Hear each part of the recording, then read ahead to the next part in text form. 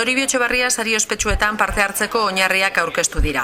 Eibarko udaletxeak antolatuta eta Gipuzkoako enpresa eta berrikuntza gunea Big Gipuzkoa Berrilanek lagunduta, aurtengoa sarien 24. edizioa izango da.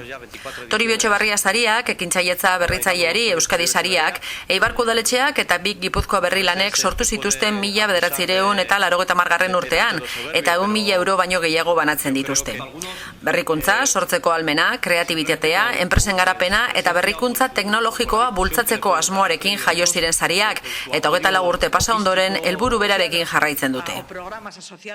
Nosotros como ayuntamiento creemos firmemente en estos premios. Yo creo que es también uno de los buques insignia de nuestra política en temas de innovación. El hecho de haber creado un departamento concreto de innovación en esta legislatura, yo creo que también es un signo de nuestra apuesta y sobre todo los resultados que va dando este departamento de la suma de pequeñas acciones, yo creo que dan una visión global de una apuesta clara por la innovación, el I+D+I+I+I, creo que hay ahora. Sí. Creo que son 3 I's al final. Es decir, todo esto que yo creo que todos sabemos de qué hablamos, aunque igual si profundizamos y los que somos un poco legos nos perderíamos, ¿no? Pero sí que es verdad que las políticas en esta línea, yo creo que este ayuntamiento las tiene muy claras, dentro, lógicamente, de las modestias de su economía y de sus competencias, ¿no? Aurten ere, beren sendotzerako sariaren soportea behar duten pertsona ekintzaile zein enpresa berri zientifiko-teknologiko berritzaileen enpresa proiektu eta ideiak sarituko dira. 24. edizio honetan, ia sortutako ekimen enpresarial eibartar nabarmenari saria mantentzen da.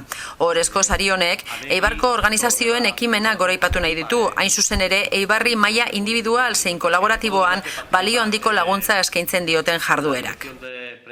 Es que son unos premios que han tenido siempre la virtud de aunar a muchos agentes, en donde yo creo que los agentes interinstitucionales se han unido, han compartido y con el liderazgo del ayuntamiento han salido las cosas bien. Es decir, yo creo que son unos premios en donde los diferentes agentes, tanto interinstitucionales como público-privados, nos sentimos muy a gusto.